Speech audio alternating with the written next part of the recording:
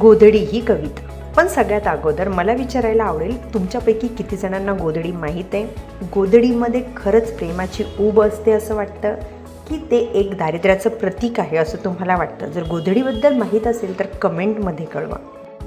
हे खरंच फक्त पांघरूण नाही किंवा दारिद्र्याने पोळलेल्या जगण्यावर फुंकर घालणारे एक प्रेमाचा, मायेचा स्पर्श आहे. तर बघूया कविता गोधडी. डॉक्टर कैलास दौंड लिखित. कवी गोधडी ह्या कवितेत काय म्हणताय ते बघूया.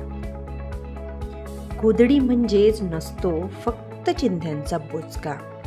गोधडी म्हणजेच नसतो फक्त चिंध्यांचा बोचका. गोधडी म्हणजेच गोधडी असते. मायेलाही मिळणारी ऊब असते. गोधडीला असते अस्तर बापाच्या फाटक्या धोत्राचे. गोधडीला असते अस्तर बापाच्या फाटक्या धोत्राचे किंवा आईला बापाने घेतलेल्या फाटक्या लुगड्याची.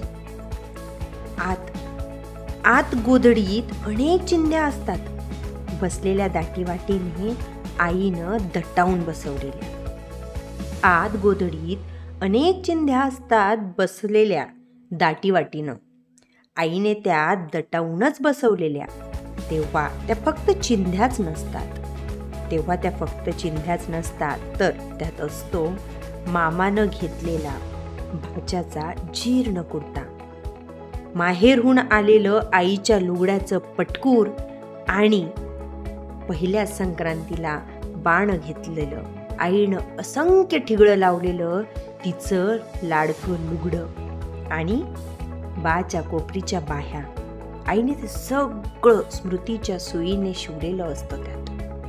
म्हणजे गोधडी म्हणजे नसतो चिंध्यांचा बोचका, ती असते ऊब. काय वाटतं तुम्हाला? तुमच्या घरात आहे ही प्रेमाची, मायेची, आठवणीची ऊब? कमेंटमध्ये कळवा. धन्यवाद.